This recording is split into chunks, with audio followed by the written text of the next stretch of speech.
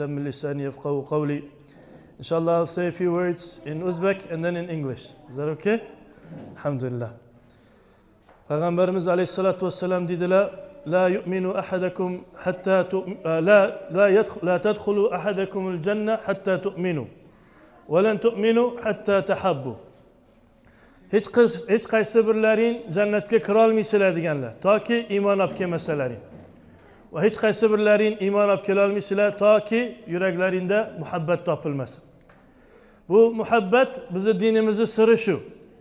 Yuragingizda birontaga yaxshilik istasangiz, birontaga yomonlikdan uzoqlashsangiz, ana shu narsa muhabbat deyiladi. Va Rasululloh sallallohu alayhi vasallam dedilar boshqa hadisda: La yu'minu ahadukum hatta yuhibbu li akhihi ma la yuhibbu li nafsi. Ma yuhibbu li nafsi. Hech qaysiniz iymon olib kela olmaysizlar toki birodaringizga nima o'zingizga yoqtirsangiz, unga ham yoqtirsangiz. Ya'ni har narsaga o'zingizga istaysiz, yoningizdagiga ham o'sha narsani istashingiz kerak. Bu iymonning xislatlaridan bittasi ekan. Keyin Rasululloh sallallohu alayhi vasallam bizga dedilarki, Alloh subhanahu va taolo ham ba'zi bandalarini yaxshi ko'radi. U bandalarni yaxshi ko'rib qolganda Jibril alayhisalomni chaqirar ekan va Jibril alayhisalomga der ekanki, "O Jibril, falonchi bandamni men yaxshi ko'rdim, sen ham uni yaxshi ko'rgin."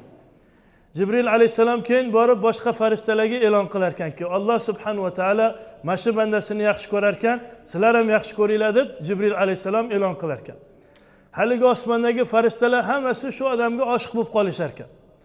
Keyin kelib yerdagi bor xalq maxluqlarga ham ular kelgan farishtalar bitta-bitta aytishar ekan, hattoki bahrning ichidagi baliqlar ham o'sha odamga duo qilib o'tirar ekan. Bu Allohning muhabbatiga yetib borish, bu juda katta narsa. Va bunga Alloh subhanahu va taolo o'zi yo'lini ko'rsatib qo'ygan ekan. Qanday qilib bir banda Allohning muhabbatiga yetib borsa. Bitta hadis qudsida Rasululloh sallallohu alayhi vasallam dedilar, ki Alloh subhanahu va taolo aytadi: har qaysi bandam, har qaysi inson meni valimga yomonlik, dushmanchilik ko'rsatsa, men uni qarshisiga urushga chiqaman. Meni valimga dushmanchilik ko'rsatganga men uni qarshisiga urushga chiqaman deb Alloh e'lon berib, keyin qanaqa vali bo'lishni yo'lini ko'rsatadi. Meni bandam menga yaqinlasha olmaydi toki men farz qilib buyurgan narsalarimni bajarsa. O'sha orqali yaqinlashadi. Va undan keyin alohida yaxshi ortiqcha narsalar qilib yaqinlashib kelaveradi toki men uni yaxshi ko'rsam dedi. Vaqtki men uni yaxshi ko'rdim, men uni ko'zi bo'laman-ku u bilan ko'radi. Men uni quloqi bo'laman-ku u bilan eshitadi. Men uni qo'li bilan bo'laman-ku u bilan uradi. Oyog'i bo'laman-ku u bilan yuradi. Yuragi bo'laman-ku u bilan anglaydi deb Alloh subhanahu va taolo shu yaxshi ko'rgan bandasini ta'rifini qiladi. Ya'ni har holatda Alloh o'sha banda bilan billa. Keyin dedi, u bandan mendan har narsa istasa, duo qilib, men albatta unga beraman. Va mendan himoyat so'rasa, men unga himoyat beraman.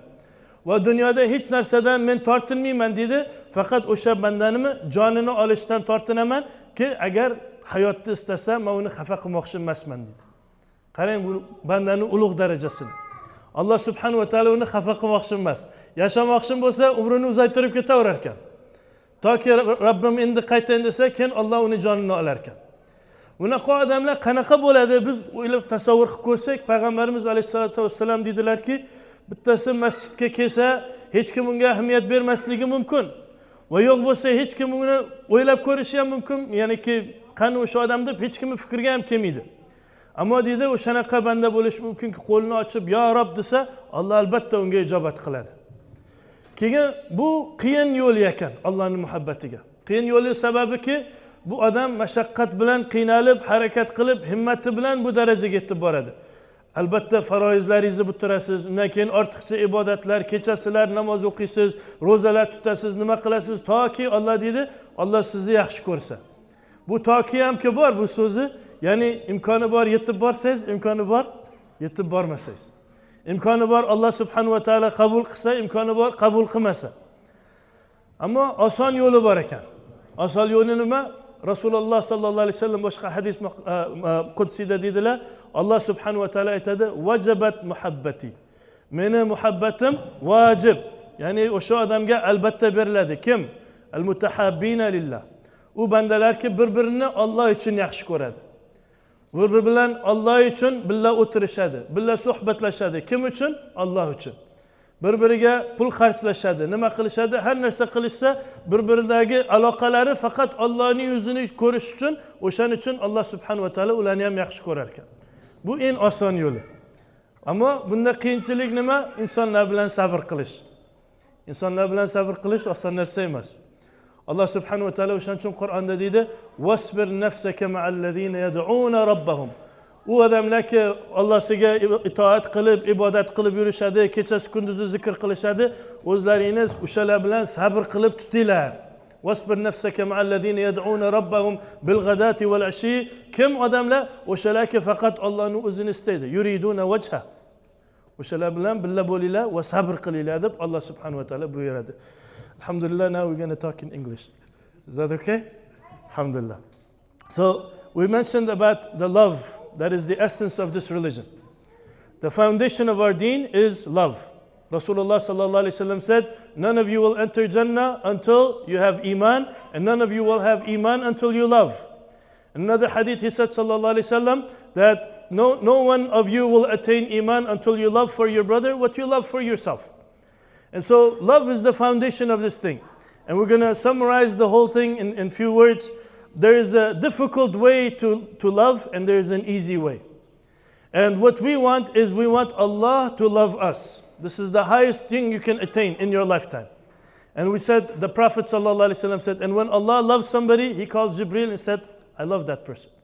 When Jibreel hears this, Jibreel falls in love with that person, and then he goes and he announces it to all the other angels, and they fall in love with him, and they go and they spread this news to all the creation until the Prophet ﷺ said the fish in the oceans are making dua for that person.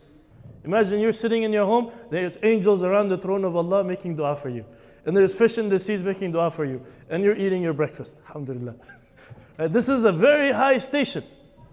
So how do we get there? They said the difficult way, Allah subhanahu wa ta'ala described to us in Hadith Qudsi, whoever shows hostility to my wali, I declare war against him. And who is that person? He said, my servant doesn't draw close to me except by doing the obligatory deeds. And then he draws closer by doing the supererogatory until I love him. And if I love him, I become the eyes with which he sees, the hand with which he grasps, the ears with which he hears, the heart with which he contemplates. And if he is to ask me for anything, I'll give it to him. If he is to seek protection in me, I will protect him. Our scholars said, here, the difficult path, because you have to work very hard to get there. And Allah says, if I love him, until I love him, that until may never come. That if may never happen. Meaning sometimes it's accepted, sometimes it's not. But the easy way, Rasulullah sallallahu alaihi wasallam said, Allah subhanahu wa ta'ala says, my love is guaranteed for those who love one another for Allah's sake. Who sit with one another for Allah's sake. Who spend on each other for Allah's sake. And this is, we said easy, because it's easy to say, you know what, I love you, brother, for the sake of Allah. It's easy to say that. But when you love somebody for the sake of Allah and you spend time with them, you sit with them, and then what happens? We're human beings. We're going to bother each other. We're going to annoy each other. And sometimes that may lead to other things. And so what's required here is to be patient with those who you love for the sake of Allah. And that's why we conclude with the ayah from the Quran. Allah subhanahu wa ta'ala says, وَاسْبِرْ نَفْسَكَ مَعَ الَّذِينَ يَدْعُونَ رَبَّهُمْ بِالْغَدَاةِ وَالْعَشِيِّ يُرِيدُونَ وَجْهَهُ. Keep yourself patient and persistent with those who are calling out to their Lord day and night. All they want is Allah. All they want is Allah. And don't even give a sideways glance to those who want the life of this dunya. And so we conclude with this, inshallah. May Allah make us of those that He Himself loves. And may Allah subhanahu wa ta'ala make us of those that love one another for His sake. And may Allah increase the love between us. May Allah keep away from us any kind of division, any kind of difficulties, any kind of hypocrisy, any kind of evil and separation. And we ask Allah subhanahu wa ta'ala to keep our hearts united and don't let any shaitan come between us. Ameen ya Rabbil Alameen.